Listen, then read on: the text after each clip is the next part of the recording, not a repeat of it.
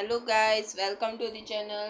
So today we are going to do बड़े भाई साहब हिंदी चैप्टर 1 बाय प्रेमचंद। ठीक है, तो हम थोड़ा प्रेमचंद जी के बारे में पहले पढ़ लेते हैं।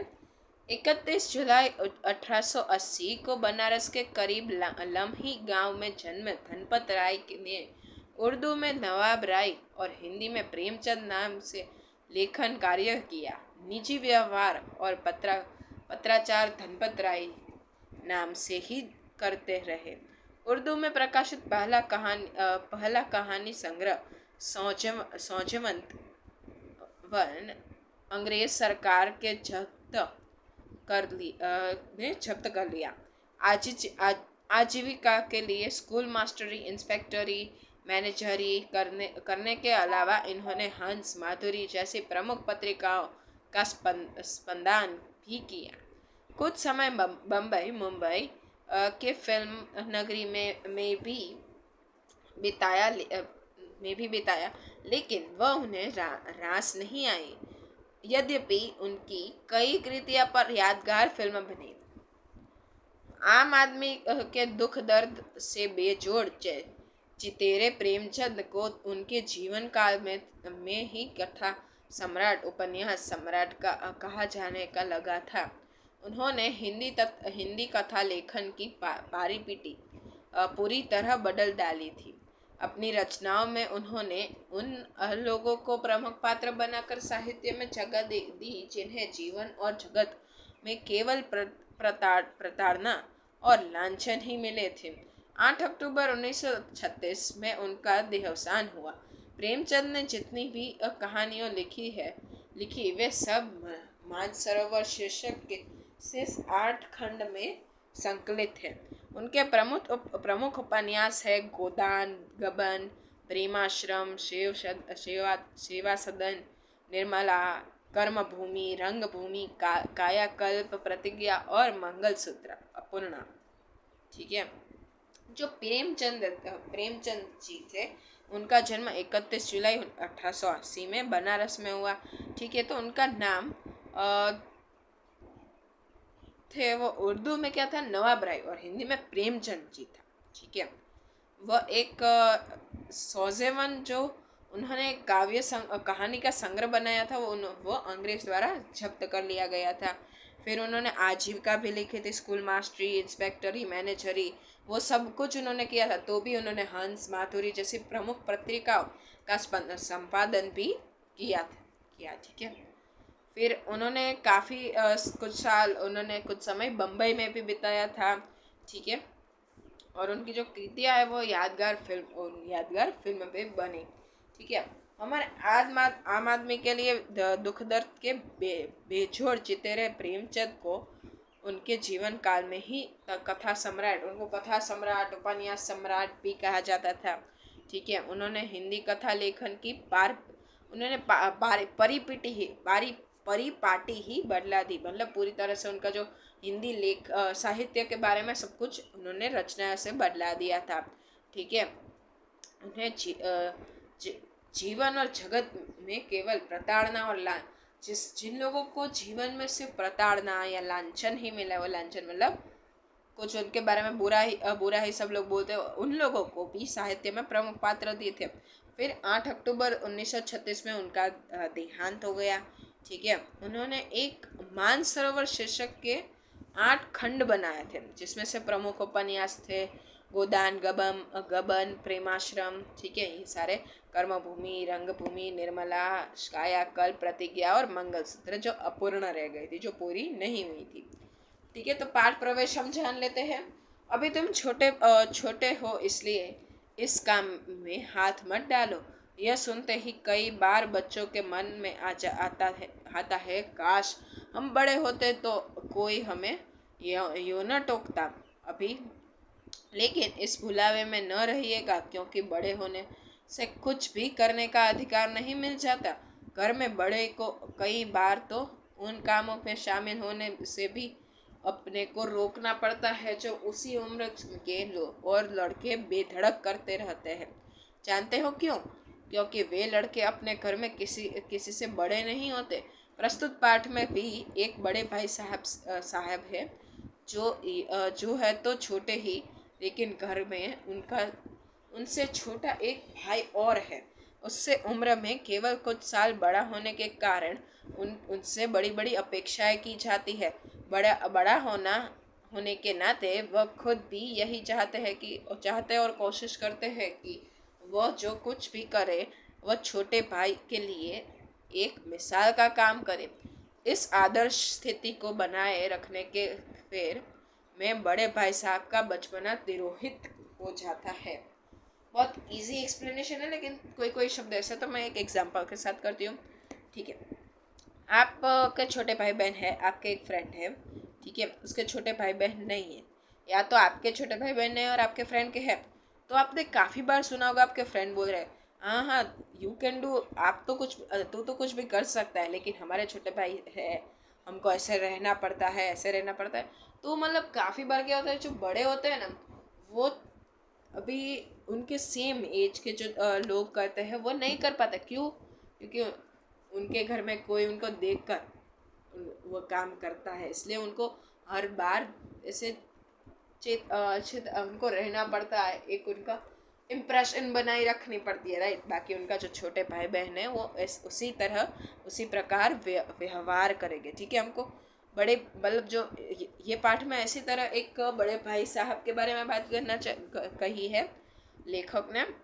उनके खुद के बड़े भाई के बारे में बात की है कि कैसे वो एक मिसाल बन रहे थे। ठीक है, और उसी में उनका जो बचपना था वो तिरोहित, वो पूरा हो गया। ठीक है, हम जब छोटे होते हैं तभी हमको बड़ा बनना होता है, फिर पता चलता है कि बड़े बनने से कुछ हमको सबको जैसे फ्रीली नहीं हम कर पाते। ठीक है, हाँ, फिर लगता है कि छोटे हो जाए काश। तो चैप्टर स्टार्ट करते हैं। ठीक है, बड़े भाई साहब। मेरे भाई साहब मुझसे 5 साल बड़े, लेकिन केवल 3 दर्जे आगे। उन्होंने भी उसी उम्र में पढ़ना शुरू किया था जब मैंने शुरू किया, लेकिन तालीम जैसे महत्व के मामले में वह जल्दबाजी से काम लेना पसंद न करते थे। इस भवन की बुनियाद खूब मजबूत डालना चाहते थे, जिस पर आलीशान महल बन सके। 1 साल का काम 2 साल में करते थे, कभी कभी 3 साल भी लग जाते थे। बुनियाद ही पुख्ता न हो तो मकान कैसे पायादार बने। 1 मिनट पानी पी लेती हूँ। तो इसमें लेखक लिख रहा है कि जो उनके बड़े भाई थे ना, वो उनसे 5 साल बड़े थे, लेकिन 3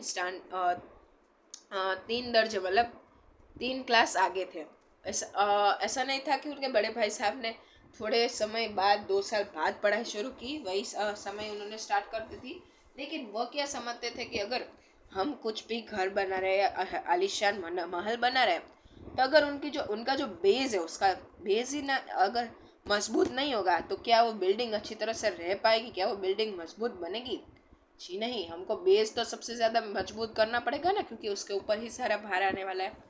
तो इसलिए वो समझते थे कि अगर उनका जो बुनियाद है वही इतनी अच्छी मजबूत नहीं हुई तो आगे चल के वो कुछ काम नहीं आएगा। इसलिए वो कभी कभी 2 बार या 3 बार वही साल को रिपीट कर देते हैं। ठीक है, मैं छोटा था, वह बड़े थे। मेरी उम्र 9 साल की थी, वह 14 साल के थे।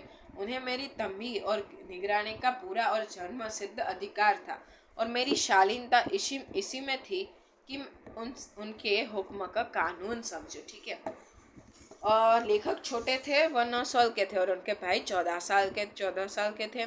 ठीक है, और उनको निगरानी करने का जन्म सिद्ध अधिकार भी था। ठीक है, जन्म से उनको अधिकार ही था। और लेखक की अच्छाई उसमें ही थी कि उनका जो हुक्म, उनका जो आदेश है, उसे वह कानून मान के समझे। ठीक है, वह स्वभाव से बड़े अध्ययनशील थे, हर दम किताब खोले बैठे रहते, और शायद दिमाग को आराम देने के लिए कभी कॉपी पर किताब के हाशियों पर चिड़िया, कुत्तों, बिल्लियों और की तस्वीरों बनाया करते थे। कभी कभी एक ही नाम या शब्द या वाक्य 10-20 बार लिख डालते। कभी एक शेर को बार बार सुंदर अक्षरों में निकल करते। कभी ऐसी शब्द रचना करते जिसमें न कोई अर्थ होता, न कोई सामंजस्य। मसलन एक बार उनकी कॉपी पर मैंने इस इबारत देखी, स्पेशल अमीना, भाइयों भाइयों, दरअसल भाई भाई, राधेश्याम, श्रीयुत राधेश्याम। 1 घंटे तक इसके बाद एक आदमी का चेहरा बना हुआ था। मैंने बहुत चेष्टा की भी कि इस पहेली का कोई अर्थ निकालूं, लेकिन असफल रहा और उनसे पूछने का साहस न हुआ। वह 9वीं जमात में थे और मैं 5वीं में। उनकी रचनाओं को समझना मेरे लिए छोटा मुंह बड़ी बात थी। ठीक है, तो जो बड़े भाई साहब थे वो बहुत ही अध्ययनशील थे। ठीक है, बहुत डिसिप्लिन में रहने वाले थे। पूरे दिन किताबें लेके बैठते थे। देखो इधर आप देख सकते हैं। जब भी उनको ऐसे वो थोड़े थक जाते थे तो वो क्या ड्राइंग करा करते थे, या कोई एक एक शेर वापिस अच्छे अक्षरों में लिखे करते थे। हास्य मतलब क्या, मार्जिन होती है ना, मार्जिन। उधर आप उसके मार्जिन में लिखते हो 1 2 3, या जो भी नंबरिंग्स देते हो तो उसमें कुछ लिखा करते थे। फिर लेखक ने एक बार है ना, एक ऐसे ही उन्होंने एक कॉपी में एक क्या हम बोलते हैं, चलो कोई नहीं, लेकिन उन्होंने ऐसे अलग अलग शब्द बनाए। ठीक है, और वो सब कुछ को 1 घंटे तक देखने के बाद एक चेहरा बना, लेकिन उनको कुछ अर्थ नहीं समझ में आया। ठीक है, वह असफल रहे। और जो लेखक थे वो 9वीं जमात में थे, सॉरी, जो लेखक के बड़े भाई थे वो 9वीं में थे और वह लेखक 5वीं में थे। ठीक है, और उनके लिए जो उनकी सारी अपने बड़े भाई की रचनाएं थी ना, वो समझना एक छोटा मुंह बड़ी बात थी। ठीक है, मेरा जी पढ़ने में बिल्कुल न लगता था। 1 घंटा भी किताब लेकर बैठना पहाड़ पहाड़ था। मौका पाते ही हॉस्टल से निकलकर मैदान में आ जाता और कभी कंकरियाँ उछालता, कभी कागज की तितलियाँ उड़ाता, और कहीं कोई साथी मिल गया तो पूछना ही क्या, कभी 4 दीवारी पर चढ़कर नीचे कूद कमरे में कूद रहे हैं। कभी फाटक पर सवार उसे आगे पीछे चलाते हुए मोटर कार का आनंद उठा रहे हैं। लेकिन कमरे में आते ही भाई साहब का वह रुद्र रूप देखकर प्राण सूख जाते हैं। उनका पहला सवाल यह होता, कहाँ थे? हमेशा यही सवाल इसी ध्वनि में हमेशा पूछा जाता था, और इसका जवाब मेरे पास केवल मौन था।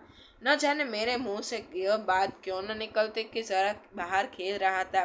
मेरा मौन कह देता था कि मुझे अपना अपराध स्वीकार है, और भाई साहब के लिए उसके सिवा और कोई इलाज न था कि स्नेह और रोष से मिले हुए शब्दों का मेरा सत्कार करे।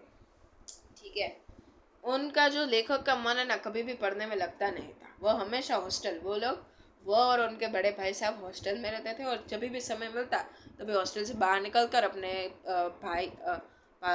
फ्रेंड्स के साथ खेलने लगते थे। ठीक है, वैसे दीवार के ऊपर चढ़ के नीचे उतरते थे, फिर फाटक पर सवार। आपने भी काफ़ी बार किया होगा, जो जो डोर होता है, आपका गेट होता है, जो भी आंगन का गेट, उसमें से आप ऐसे झूलते होते हैं, राइट। ठीक है, फिर जब भी वो घर पे आते ना, तो लेखक के बड़े भाई साहब एक ही सवाल पूछते, कहाँ थे?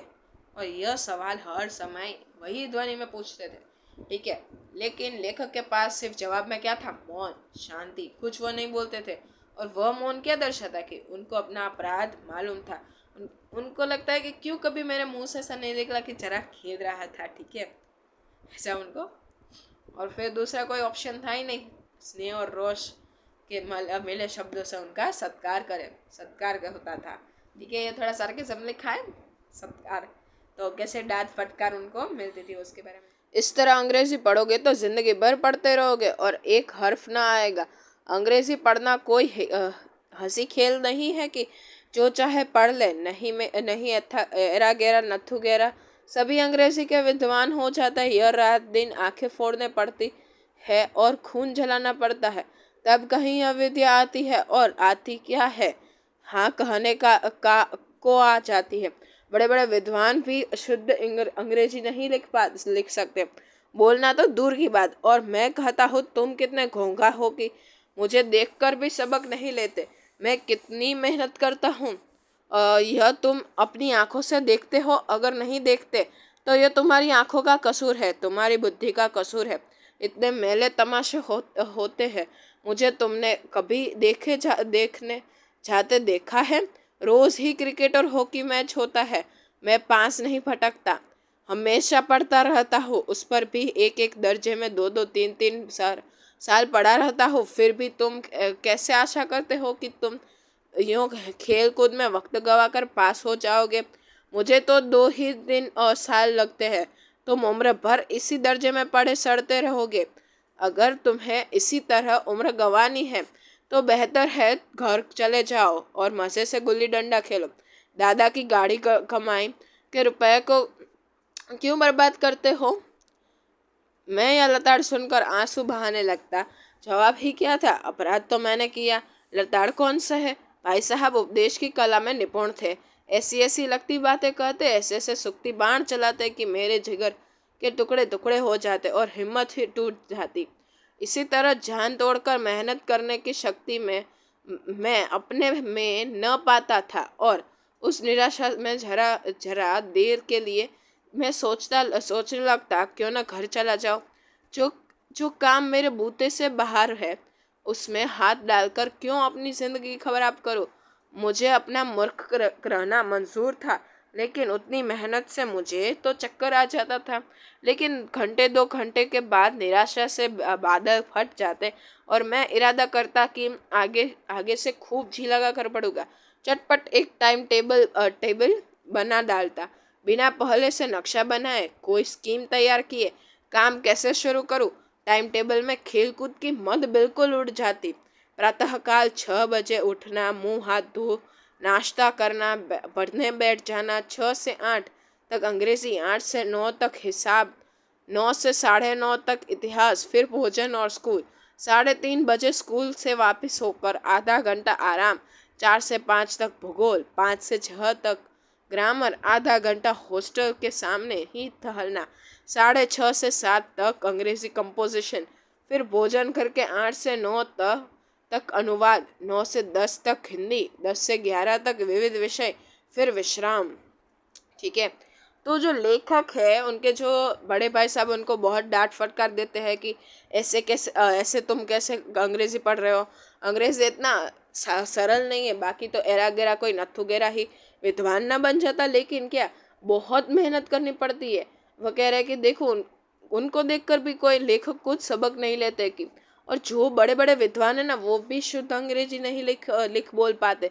तो बोल रहे कि तुम तो घोंघा हो। ठीक है। फिर वो बोलते हैं कि क्रिकेट हॉकी का मैच रोज होता है, लेकिन क्या वो आसपास जाता है? कहाँ जाते हैं कहीं पे? तो वो हमेशा पढ़ते रहते हैं, तो भी एक एक दर्जे में 2 से 3 बार 2 से 2 2 3 3 बार पढ़े रहते हैं। अगर लेखक अच्छी तरह से नहीं पढ़ेंगे तो अगर पूरा खेल कूद करते रह गए तो कितने उम्र भर वही उसी में है पढ़े रहेंगे। ठीक है। फिर बोलते हैं कि अगर तुम्हें पढ़ना न हो तो आप तुम घर चले जाओ। दादा की गाड़ी कमाई, मतलब उनकी जो कमाई है, उन्होंने जो पाई पाई इकट्ठा किया है बहुत मेहनत करके, उसे क्यों बर्बाद कर रहे हो। ठीक है। ये सब लताड़ सुन के थोड़ा देर तो लेखक को लगने लगता है क्यों ना मैं वापिस चला जाऊँ, लेकिन थोड़े समय बाद जो निराशा के बादल होते हैं वो फट जाते हैं, मतलब उनको थोड़ी आशा आती है और वो उन्होंने कोई सोचे समझे बिना एक टाइम टेबल की रचना कर ली, जिसमें वह देखते हैं कि जिसमें वो इस प्रकार से सब कुछ सोचते हैं कि प्रातःकाल सुबह 6 बजे वह उठेंगे, फिर हाथ मुँह धोएंगे, फिर नाश्ता करेंगे, फिर पढ़ने खुद बैठ जाएंगे, फिर 6 से 8 उनको अंग्रेज़ी पढ़नी है, फिर 8 से 9 तक वह हिसाब, फिर 9 से 9:30 तक इतिहास, फिर भोजन करेंगे, स्कूल जाएंगे, फिर 3:30 बजे स्कूल से वापस होकर भी वो सोचते हैं कि वो आधा घंटा आराम करेंगे, लेकिन उनका वापस वो पढ़ने का शुरू हो जाता है। ठीक है। आगे हम पढ़ते हैं। मगर टाइम टेबल बना लेना एक बात है, उस पर अमल करना दूसरी बात। पहले ही दिन उसकी अवहेलना हो शुरू हो जाती। मैदान की वह सुखद हरियाली, हवा के हल्के हल्के झोंके, फुटबॉल की वह उछल कूद, कबड्डी के वह दांव खाट, वॉलीबॉल की वह तेजी और फुर्ती मुझे अज्ञात और अनिवार्य रूप से खींच ले जाती, और वहाँ चाहते ही मैं सब कुछ भूल जाता। वह जानलेवा टाइम टेबल, वह आँख फोड़ पुस्तकें किसी की याद न रहती, और भाई साहब को नसीहत और फजीहत का अवसर मिल जाता। मैं उनके साए से भागता, उनकी आंखों से दूर रहने की चेष्टा करता, कमरे में इस तरह दबे पाँव ताकि उन्हें खबर न हो। उनकी नज़र मेरी ओर उठी और मेरे प्राण निकले। हमेशा सिर पर एक नंगी तलवार सी लटकती मालूम होती। फिर भी जैसे मौत और विपत्ति के बीच भी आदमी मोह और माया के बंधन में जकड़ा रहता है। मैं फटकार और घुड़कियां खाकर भी खेलकूद का तिरस्कार न कर पाता। ठीक है, तो अभी लेखक ने ये टाइम टेबल बनाया, लेकिन क्या ये वो जो मैदान की हरियाली से वो खींचे चले जाते थे, उनके लिए टाइम टेबल फॉलो करना बहुत हार्ड था। और ये जो आँख फोड़ किताबें हैं उनको पढ़ना ज़रा भी नहीं पसंद था। ठीक है, फिर वो चले जाते थे। और इससे क्या होता था, बड़े भाई साहब है उनको नसीहत फसीहत का मौका मिल जाता था, उनको डांट फटकार देने का मौका मिल जाता। ठीक है, तो उनको ऊपर ऐसा लगता है कि कोई तलवार सी लटकी हुई है। और इसमें बहुत अच्छा, इसके ऊपर काफ़ी बार क्वेश्चन आते हैं। मौत और विपत्ति के बीच आदमी मोह और माया के बंधन से जकड़ा रहता है। उनको ऐसा लगता है हम जैसे हमारे जीवन में कोई मौत या तो मर जाए हमारी देहात, या विपत्ति से भरी हुई जिंदगी है। ठीक है, उसके बीच भी हमको मोह और माया में हम जकड़े हुए। उसी प्रकार लेखक का इधर हाल है। ठीक है, ये सब को डांट फटकार घुड़कियाँ खाकर भी वो खेलकूद का तिरस्कार, खेलकूद को मनाए, खेलकूद को पीछे न रख पाए। ठीक है, अभी हम दूसरे पार्ट में जाते हैं। ठीक है, सालाना इम्तिहान हुआ। भाई साहब फेल हो गए, मैं पास हो गया और दर्जे में प्रथम आया। मेरे और उनके बीच के में केवल 2 साल का अंतर रह गया। जी मैं आया, भाई साहब को आड़े हाथों लूँ। आपकी वह घोर तपस्या कहाँ गई? मुझे देखिए, मज़े से खेलता भी रहा और दर्जे में अव्वल भी हूँ। लेकिन वह इतने दुखी और उदास थे कि मुझे उनसे दिली हमदर्दी हुई और उनके घाव पर नमक छिड़कने का विचार ही लज्जास्पद जान पड़ा। हाँ, अब मुझे अपने ऊपर कुछ अभिमान हुआ और आत्मसम्मान भी बढ़ा। भाई साहब का वह रौब मुझ पर न रहा। आज़ादी से खेलकूद में शरीक होने लगा। दिल मजबूत था। अगर उन्होंने फिर मेरी फजीहत की तो साफ कर दूंगा, आपने अपना खून जलाकर कौन सा तीर मार लिया? मैं तो खेलते कूदते दर्जे में अव्वल आ गया। जबान से यह हेकड़ी जताने का साहस न होने पर भी मेरे रंग ढंग से साफ जाहिर होता था कि भाई साहब का वह आतंक मुझ पर नहीं था। भाई साहब ने इसे भांप लिया। उनकी सहज बुद्धि बड़ी तीव्र थी। और एक दिन जब मैं भोर का सारा समय गुल्ली डंडे की भेंट करके ठीक भोजन के समय लौटा तो भाई साहब ने मानो तलवार खींच ली और मुझ पर टूट पड़े। देखता हूँ इस साल पास हो गए और दर्जे में अव्वल आ गए तो तुम्हें दिमाग हो गया है। मगर भाईजान, घमंड तो बड़े बड़े का नहीं रहा। तुम्हारी क्या हस्ती है? इतिहास में रावण का हाल तो पढ़ा ही होगा। उसके चरित्र से तुमने कौन सा उपदेश लिया, या यूं ही पढ़ गए? महज इम्तिहान पास कर लेना कोई चीज़ नहीं, असल चीज़ है बुद्धि का विकास। जो कुछ पढ़ो उसका अभिप्राय समझो। रावण भूमंडल का स्वामी था। ऐसे राजाओं को चक्रवर्ती कहते हैं। आजकल अंग्रेजों के राज्य का विस्तार बहुत बड़ा हुआ है, पर इन्हें चक्रवर्ती नहीं कहते, नहीं कह सकते। संसार में अनेक राष्ट्र अंग्रेजों का आधिपत्य स्वीकार कर नहीं करते, बिल्कुल स्वाधीन है। रावण चक्रवर्ती राजा था। संसार के सभी महीप उसे कर देते थे। बड़े बड़े देवता उसकी गुलामी करते थे। आग और पानी के देवता भी उसके दास थे। मगर उसका अंत क्या हुआ? घमंड ने उसका नाम निशान तक मिटा दिया। कोई उसे एक चुल्लू पानी देने वाला भी न बचा। आदमी और जो कुकर्म चाहे करे, पर अभिमान न करे। इतना है नहीं, अभिमान किया तो दिन दुनिया दोनों से गया। शैतान का हाल भी पड़ा ही होगा। उससे यह अभिमान हुआ था कि ईश्वर का उससे बढ़कर सच्चा भक्त कोई है ही नहीं। अंत में यह हुआ कि स्वर्ग से नरक में ढकल दिया गया।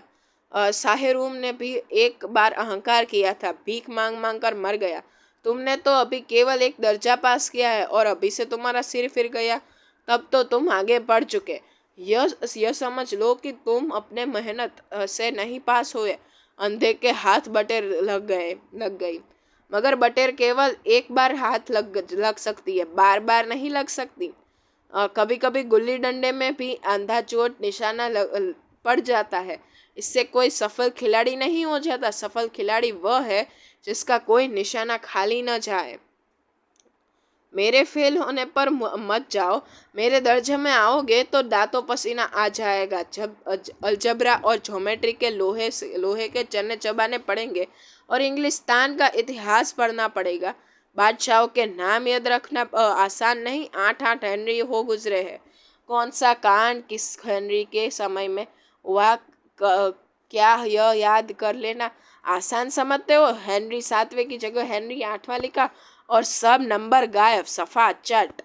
सिफर भी न मिलेगा, सिफर भी हो किस ख्याल में? दर्जनों तो जेम्स हो चुके, दर्जनों विलियम, कोड़ियों चार्ल्स। दिमाग चक्कर खाने लगता है, आंधी रोग हो जाता है। इन अभागों के नाम भी न जुड़ते थे। एक ही नाम के पीछे दोयम सोयम चहारुम पंचुम लगाते चले गए। मुझसे पूछते तो 10 लाख नाम बता देता। और ज्योमेट्री तो बस खुदा की पनाह ही पनाह।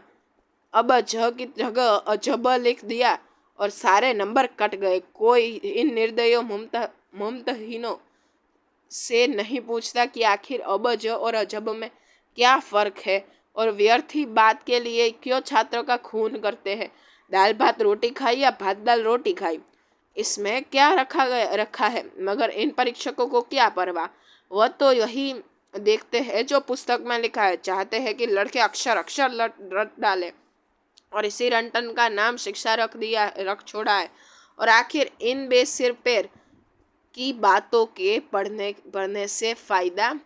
ठीक है, तो अभी क्या हुआ, ईयरली एग्ज़ाम्स हुई, सालाना इम्तिहान हुआ। तो बड़े भाई साहब जो वापस फेल हो गए और जो लेखक थे वो अव्वल आए, क्लास में प्रथम आए, पहले आए। ठीक है, तो धीरे धीरे क्या हुआ, जो लेखक का तो उनको लगा कि अभी वो जाकर उनको सुना दे, लेकिन बहुत ही उदास थे बड़े भाई साहब। ठीक है, तो उनको उनके चेहरे पर नमक छिड़कना की बात से उनको लज्जा आने लगी, शर्मा आने लगी। ठीक है, तो उनको थोड़ा अभी तो अभिमान हो गया, इतना डर नहीं था जितना पहले था। ठीक है, फिर एक दिन दोपहर को वो गुल्ली डंडा खेलने गए थे। तो फिर खाना खाने के समय वापिस आए तो लेखक के बड़े भाई साहब थोड़ा गुस्सा हो गए और वो बोलने लगे कि ऐसे उनको उनको वापिस उन्होंने डांट फटकार शुरू कर दी, क्या कि अहंकार तो बड़े बड़ों का नहीं रहा। फिर उन्होंने बोला कि रावण का तो क्या पढ़ाई होगा अपने इतिहास में, कि वो कहते हैं कि वो लोग से हमको क्या उपदेश मिलता है वो हमको देखना है। सिर्फ आपको ऐसा याद रटन करके आप लिख लो वो इम्पोर्टेंट इतना नहीं है।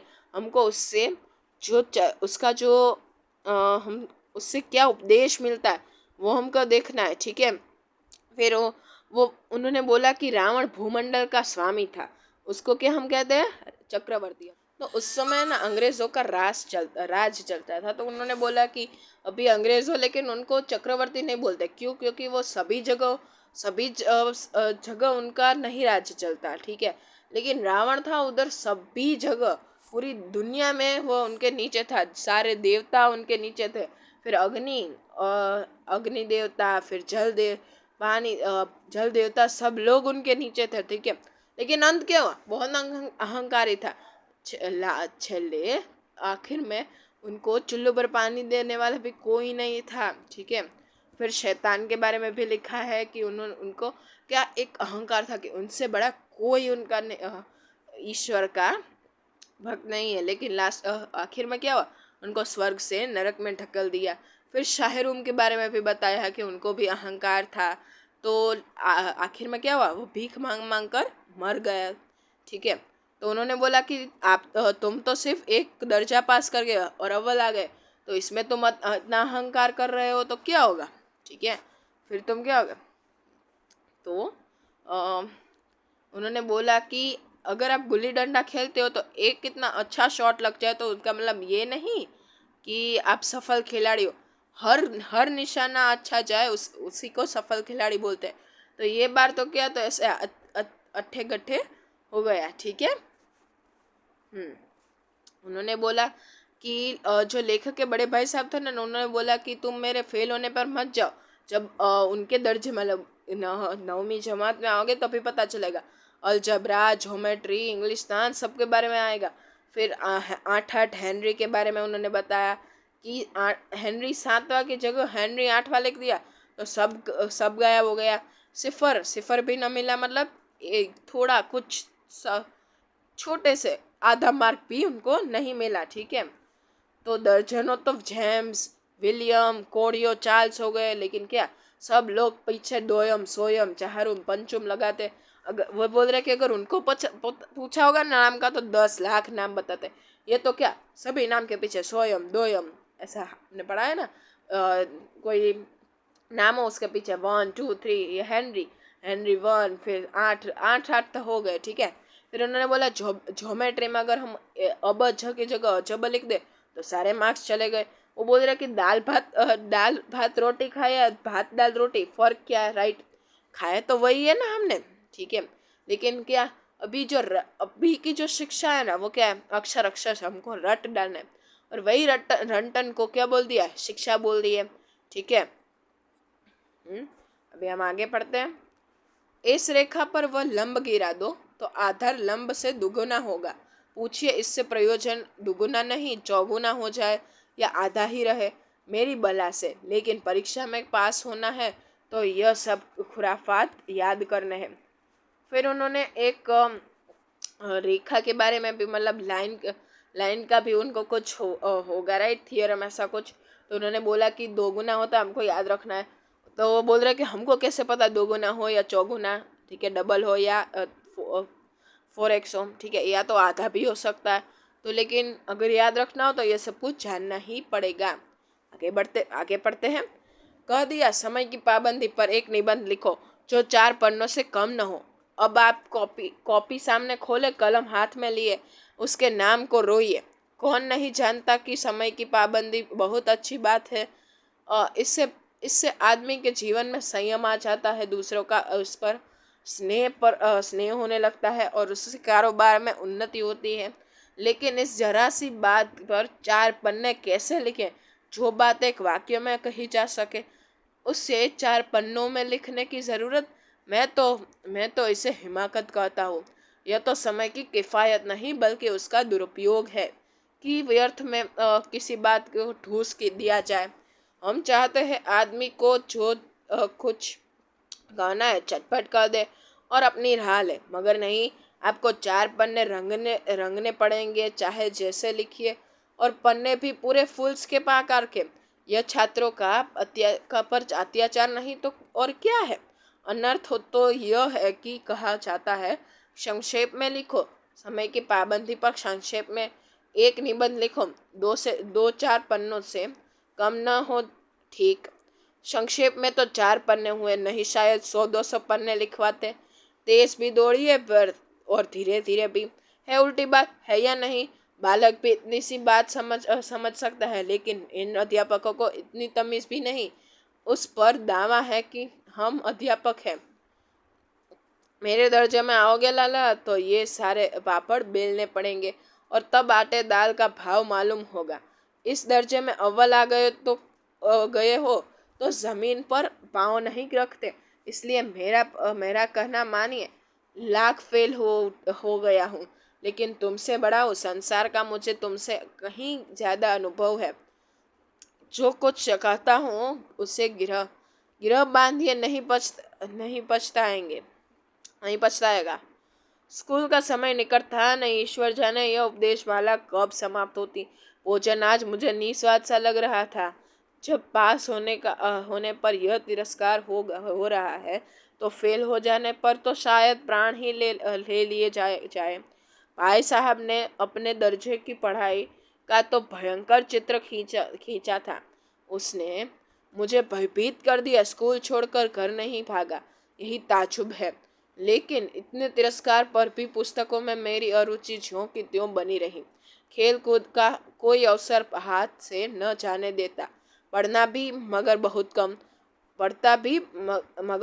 कम। बस इतना कि रोज टास्क पूरा हो जाए और दर्जे में जलील न होना पड़े।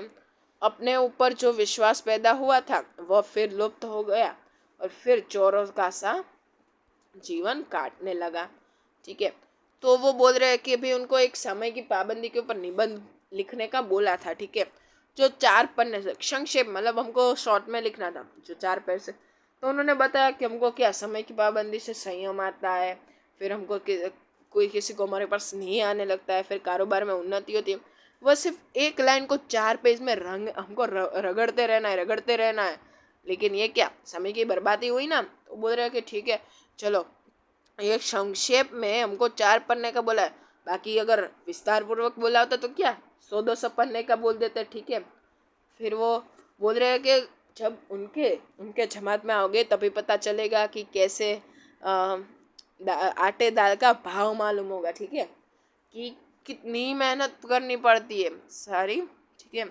और इसी जमात में अव्वल आ गए तो जमीन पर पाँव नहीं आ रखते, मतलब उड़ रहे ऐसे बोलते ना, अहंकार में उड़ रहा है, ठीक है। वो बोल रहा है कि मैं 1000 बार 1,00,000 बार फेल हो गया, लेकिन मैं तुमसे उम्र में बड़ा हूँ, मेरे पास ज़्यादा अनुभव है, ठीक है। मैं जो भी करता हूँ उसे गिरह बांधिए, गांठ बांध लो, ठीक है, पछताओगे नहीं, ठीक है। फिर अच्छा हुआ लेखक बोलते कि स्कूल का समय निकट था, नज़दीक था, बाकी एक उपदेश तो कभी ख़त्म ही नहीं होता। और उनको तभी वो जो भोजन था वो निस्वाद सा लगा,